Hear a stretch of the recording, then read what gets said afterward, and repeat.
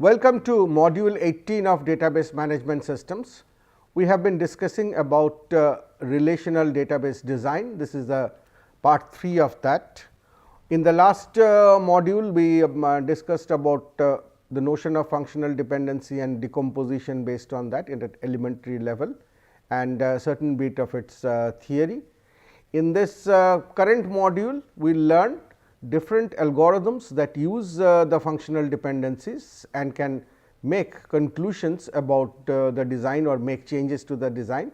We will also try to understand the characterization for lossless join decomposition and the notion of dependency preservation.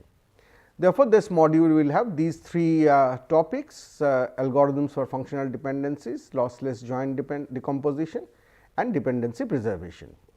So, first we start with the algorithms, and I quickly reproduce where we had ended in the last module in terms of computing the closure of a set of attributes. So, if we have a relation having these attributes and a set of functional dependencies, then for a given subset of attributes, in this case A g, we can iteratively compute the closure set when no further changes can be done. And with using that, we can make different conclusions. For example, if our question is whether A g can be a candidate key, we would first like to check whether it is a super key, that is whether its closure has all the attributes of R, and we would like to check if we take a subset of A g, if we take just as attribute A or attribute G, whether the closure of that will actually work as a key or not. So, this algorithm of attribute closure turns out to be a very powerful one, where as we have just seen, it can be used for checking super keys, candidate keys, primary, non-primary attributes and so on. It can be used for checking functional dependencies. For example, let us suppose that if we have to check that whether a particular functional dependency alpha determines beta holds, then or rather in other words, whether alpha determines beta is in the closure of the set of functional dependencies F, then all that we need to do is to compute alpha plus, that is a closure of the set of attributes on the left hand side of the dependency, and check if beta is a subset of that. If beta is a subset of that, then I know that alpha determines beta actually holds. So, in this manner, it can also be used to compute the closure of the whole set of functional dependencies F. So, if we at least at a rudimentary level, we can think of that if we take any subset of the set of attributes and find the closure, and then all attributes that belong to that closure set are actually functionally dependent, and therefore, those functional dependencies will exist. Now, we move forward from there and talk about what is known as a canonical cover. A set of functional dependencies may have a number of redundant dependencies also. So, we need to understand that, because there are a lot of dependencies which can be inferred from a certain set of dependencies. For example, if you look into this set, you will easily understand that in this whole set, if I actually have just this, we will be able to, by transitivity, we will be able to conclude about A determining C. So, in that way A determining C is a redundant dependency. So, here I am just showing you some examples. So, for example, say I have a set of functional dependencies as this set, and I want to know whether I can replace it by a simpler set here, where this particular attribute on the right hand side of this dependency may be extraneous.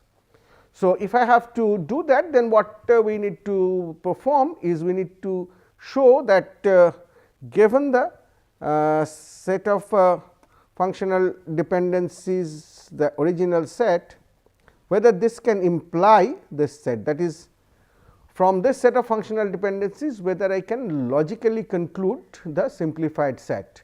So, using the rules we will need to do that. I have worked that out here under the forward scheme, And we would also need to establish that if I have the simplified set, then can I go to the original set that was given. So, if the simplified set also logically implies the original set, then we can say that these are in a way equivalent, and therefore, I would like to use the simpler set. So, there is another example following here, where I have another set given, where if you look into this, I would like to check whether I can get rid of this C on the left hand side, and as it stands, we can actually do that. And here in this whole process, I have shown it in terms of using the Armstrong's axioms, how you can prove this, but what we can do to systematize this whole process, we can again make use of the notion of closure of attributes and compute whether these two sets are equivalent, whether simplification can be done. So, we will say a cover is canonical if it is in a sense minimal and still equivalent to the original set of dependencies, and we will formally introduce what is minimal. Before that, let us just look at the same examples again. So, we are trying to show the forward direction in the first case and the reverse direction in the first case, but the only difference that I wanted to highlight is in terms of showing that you do not need to really explore on the Armstrong's axioms, but what you can do is you can simply take the left hand side attribute and compute a closure and see whether the right hand side is included. That is basically testing for whether the given functional dependency is actually implied. Similar things can be done to simplify the left hand side also. So, this is the other example that I showed, and I am just showing you that how you conclude this based on the closure of attributes algorithm. So, now I can formally define these possible removals. So, if I can remove an attribute, as I have shown, I can remove it from the right hand side or I can remove it from the left hand side. So, if an attribute can be removed, then it is called extraneous.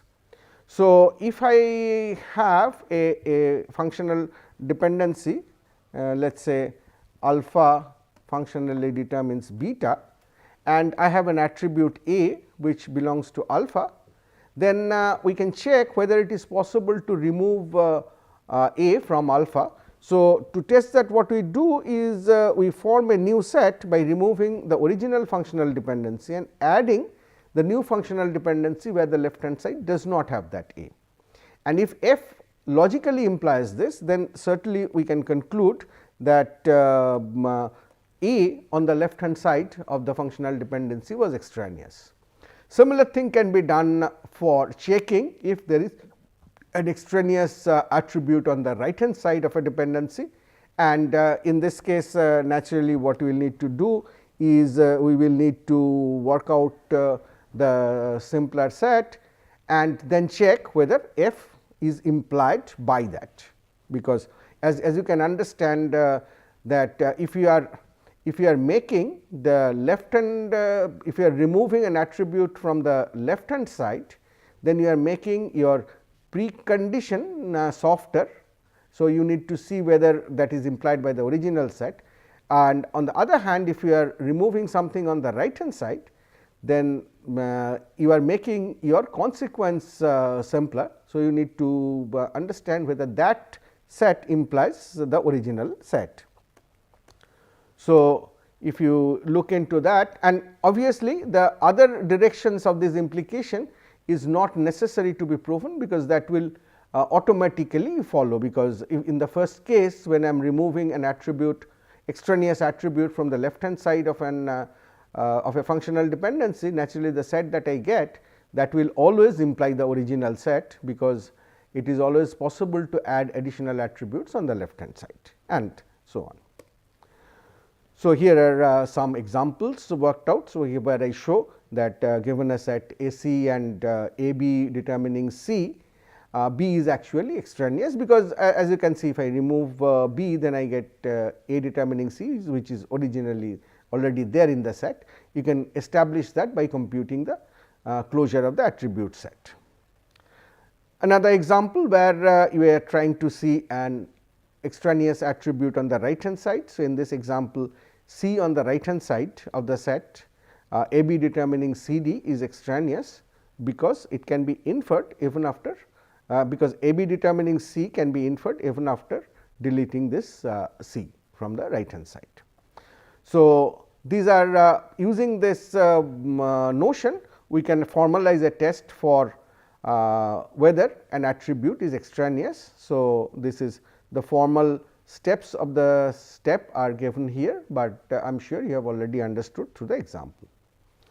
So, given this a canonical cover of a set of functional dependencies F, it is denoted by F C, will mean that it is a set which is equivalent to F, which means F will logically imply all dependencies in F C and F C will logically imply all dependencies in F. No functional dependency in F C will contain any extraneous attribute. So, all of them will be required attributes, and each left hand side of the functional dependency in F C must be unique. So, it is a minimal set of functional dependencies.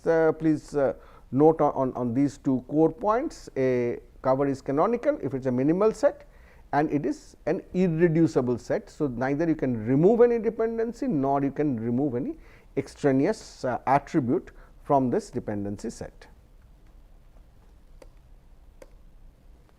So, here is the algorithm. So, I am not going through the steps of the algorithm, you can go through that and convince yourself that it indeed computes the canonical cover and practice more on that. So, here I have shown an example where we want to compute the canonical cover here. So, first since all left hand sides have to be unique. So, first we combine these two in terms of A determining B C. So, it becomes a simpler set. So, A determining B is removed, then I would check for A being extraneous in A B determining C, and we find that it indeed is extraneous. So, because B determining C is already there, you can do the formal test in terms of the closure. So, the set gets even simpler. I will check if C is extraneous in A determining B C. I find that it indeed is, and again you can use transitivity to get here, or can use the attribute closure, and finally I get that the set of the original set F is covered by a canonical set where just you have A determining B and B determining C. So, this set is logically implied by the original set, and this set can logically imply the original set, and we will often use the canonical cover for simplicity and for ease of application. Naturally, this is strongly using the underlying concept of equivalence of two sets of functional dependencies F and G. They are equivalent if their closures are equal, or in other words, if F covers G or and G covers F, that is F logically implies G and G logically implies F. So, this table shows you different conditions where you can conclude whether F and G are equivalent sets of functional dependencies. So, they will have to, both covers have to be true for the sets to be equivalent.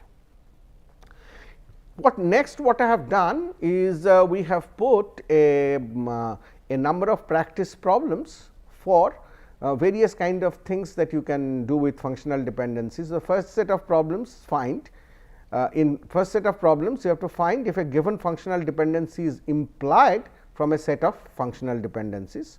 So, there are three problems where three sets of functional dependencies are given, and you are given to check one or more functional dependencies if it is implied from that set. So, use the attribute closure and the algorithm that we have discussed to practice these problems and become master of that. You can also check if can find candidate key using the functional dependency. So, sets are given, your task would be to find the candidate keys. You can also use the algorithms to find super keys for a given set of functional dependencies. So, do practice these problems. You can find prime and non-prime attributes using functional dependencies. Prime attributes are attributes that belong to any candidate key, not necessarily the same candidate key. All attributes that belong to some candidate key, you take a set together and you call them as a prime attribute, and non-prime attributes are those that do not belong to any candidate key at all. So, here your task is to find the prime and non-prime attributes using the sets of functional dependencies given. You can check for equivalence for a pair of sets of functional dependencies. There are a couple of problems given on that. So, please try them out, and for here for the different sets, you have to compute the minimal cover or the irreducible set or canonical cover of the set of functional dependencies. So, please practice on these problems, so that you become comfortable with using these algorithms for dealing easily with the functional dependencies, sets of functional dependencies, individual functional dependencies, and so on. So, after this week is closed and your assignments are also done, then we will publish the solutions for these practice problems as well. Next, let me take up a little characterization of the concept that we had introduced earlier in terms of the lossless join decomposition. So, in the lossless join decomposition, the problem is say that you have a relational scheme R, and you are trying to divide that into two relational schemes R 1 and R 2. So, both R 1 and R 2 are having a set of attributes, and R naturally has the set of attributes which is a union of the attributes of R 1 and R 2. Then is it possible that if I take a relation, project it on the attributes of R 1 and on the attributes of R 2, the two relations that we get, if I take a natural join of that, do I get back R? If I do, then I say that I have a lossless join. If I do not, then I have lost some information due to this projection and recomputation of the original relation based using the natural join. The requirement, this requirement of lossless join decomposition is determined if at least one of the following dependencies exist in the closure set of F. What are these? It is saying that if I do R 1 intersection R 2, that is the attributes which are common, you will recall that when you do natural join, it is this set of attributes which take part, because these set of attributes will help you compute the join between projection on R 1 and the projection on R 2. So, if this intersection set of attributes uniquely determines R 1 or it uniquely determines R 2, that is, if the intersection set of attributes is a super key either in R 1 or in R 2 or both, then we say that the join will be a lossless join. Note that this is a sufficient condition, that which means that there could be some instances where this property is not satisfied, yet the join is lossless, but we need guarantees for our design. So, we make use of the fact that if one of these conditions are satisfied, then it is a sufficient condition to say that the join will necessarily be lossless. So, here I give you a quick example to show the idea. So, we have a supplier relationship here which has 5 attributes. Here is an instance of that, and we know that these are the dependencies that hold. The supplier number determines the supplier name and the supplier city, and supplier number and product number together determines the quantity, and we decompose them in this manner. We put a supplier relationship where we have the number, name, city and quantity of supplier, and then we have a parts relation where we just have a product name and the quantity. And then so this is the projected supplier relation instance, this is the projected parts relation instance, and then we take a natural join to reconstruct. So, we are taking a natural join to reconstruct and we get this relationship.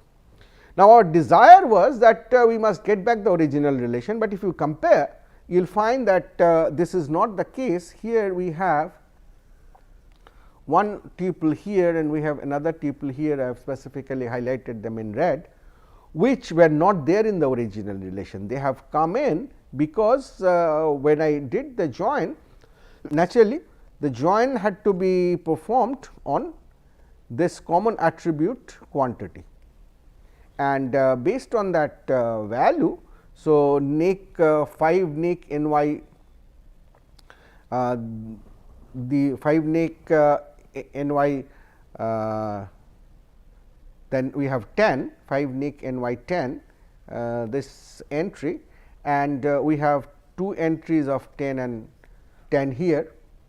So, the combination of this with this, where the product number is 20, is actually not present in the original instance of the relation, and that is what shows up here. A similar one exists here. So, we get extra tuples, and mind you, though we are actually getting extra tuple, we say that this join is lossy, because if you get extra tuple, then you are losing information, you are losing correctness. So, being lossy is actually losing correctness. So,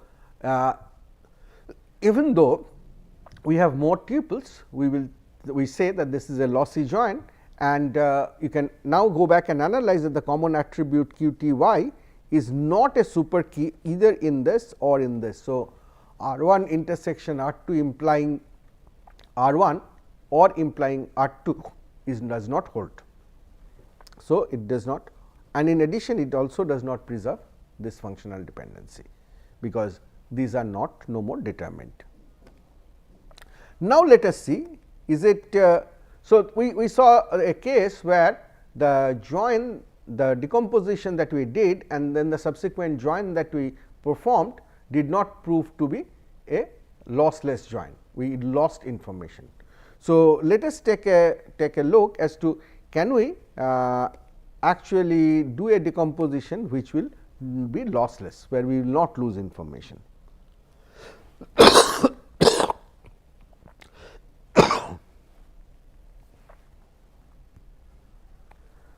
So, I take the same example, the supplier, but the decomposition the same set of dependencies also, but the decomposition is different. Now, we have name, number, name and city in one supplier relation, and supplier name, number, product number and quantity in the other parts relation, and then we again go back and perform the join. Now, we find that from the original relation, this was the original relation, this is the projected supplier relation, this is the projected parts relation, and this is the natural join of these two relations. So, this is the natural join of these two relations, and we find that they exactly match with the original relation. So, we have not lost any information, we get it back. So, we say that the join is lossless, and the reason we could guarantee that is because if you look into the set of functional dependencies, you will find that S number, the supplier number is a key in the supplier relationship, because it functionally determines S name as well as S city. So, R1 intersection R2 functionally determining R1 is true here, and therefore, it actually gives you a lossless join. It also preserves all the dependencies, because if you look into these dependencies, you can check for this dependency in this relation, you can check for this dependency also in this relation, and you can check for this dependency in also in the parts relation, which is something which we were not able to do in the last decomposition that we have. So, naturally this is a type of decomposition that we will prefer. So, here we have I have given some more examples which you can practice, and I show that given a very simple schema having 3 attributes and 2 dependencies, one decomposition into A B and B C is lossless join decomposition, whereas the other one A B and A C is a lossy decomposition. I have given a number of practice problems on lossless join, so that you can practice and become master of these kind of algorithms. Finally, let me quickly go over the dependency preservation concept. The dependency preservation is if you have a relation which you have decomposed into n different relations.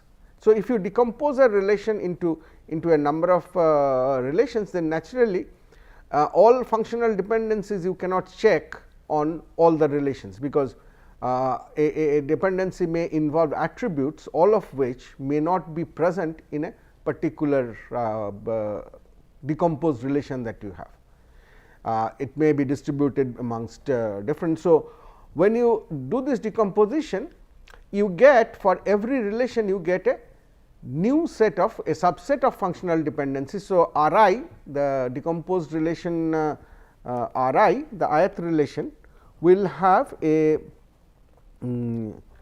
set of dependencies F I, which is a subset of the original set F, and involves only the attributes which are exist in R I. So, the decomposition will be said to be dependency preserving if I can take the union of all these functional dependencies, what is projected on R 1, on R 2 and R n, F 1, F 2, F n, if we can take union of, and if we take F, they must be equivalent sets. So, which we know the we know the requirement.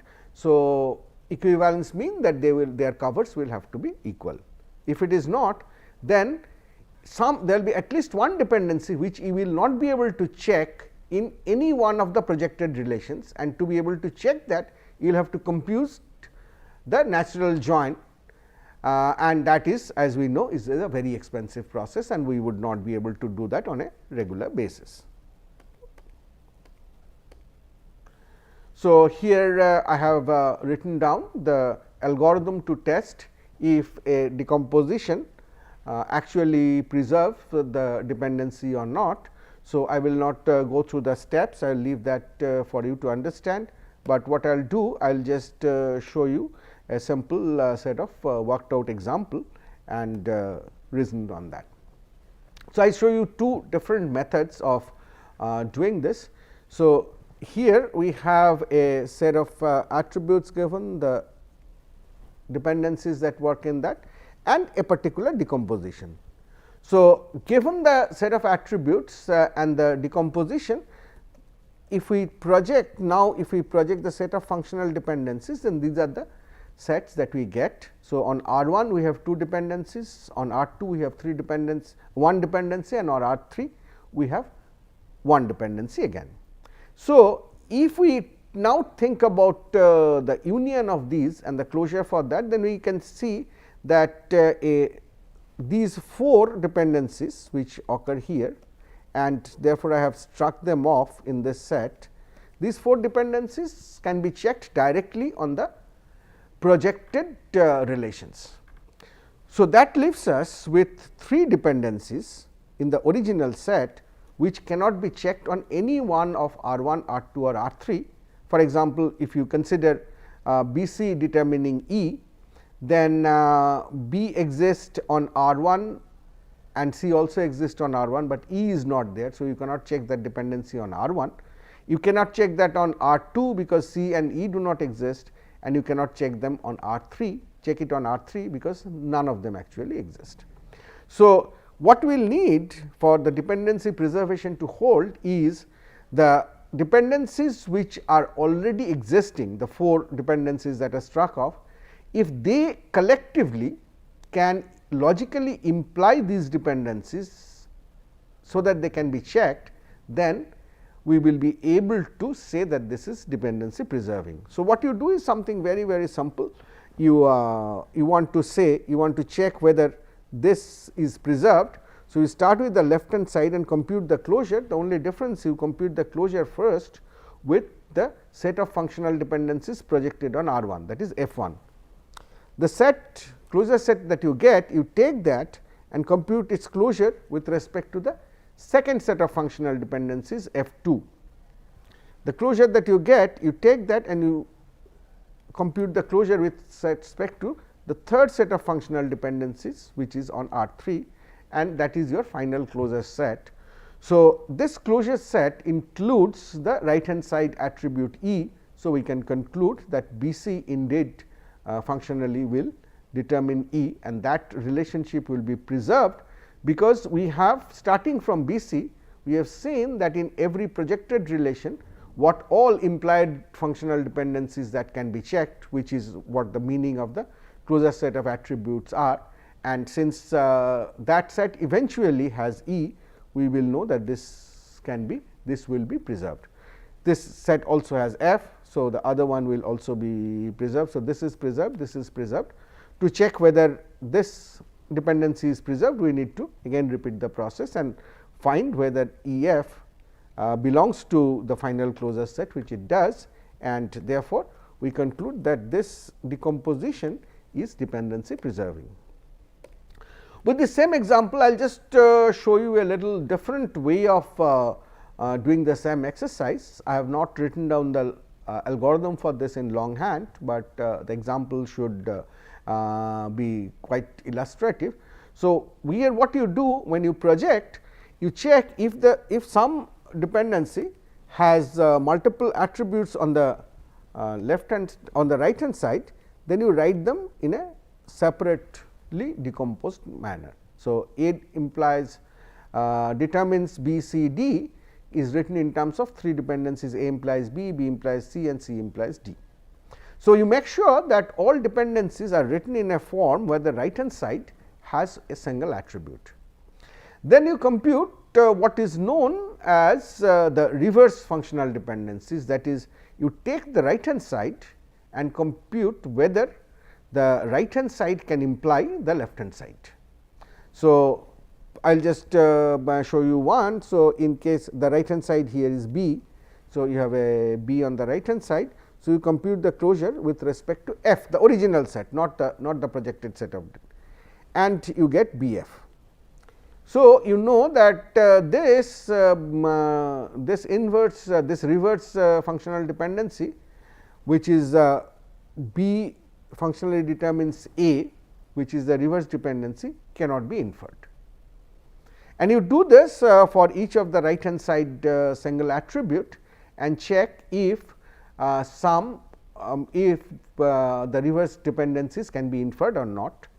The interesting case occurs here, where if you try to do the closure of A, you actually find that A determines B c, which is a reverse of this functional dependency, can be inferred, but you do not consider that as a violation, because it is, you already have A determining B and A determining C. So, that logically implies that A determines B c. So, it is not a new violation that is getting imposed. So, with this, your test for reverse functional dependencies is passed, and then you finally check for whether the 3 dependencies which are not part of the projected set of dependencies, you take the closure of the left hand side with respect to, in this case, again the original set of functional dependencies, not the projected one, and check if the right hand side belongs there. If they do, then combined with these 2 strategies, you say that the set of functional dependencies are preserved under this decomposition. So, this is the process to follow. You can follow any one of the 2 approaches to solve, and I have given some practice problems on dependency preservation, which you should practice on. To summarize, we have studied the algorithms for properties of functional dependencies, and we have understood the characterization and determination algorithm for lossless joint decomposition and for dependency preservation in a decomposition. In the coming module, we will make use of these and discuss about how to improve designs of relational schemas through the use of different normal forms.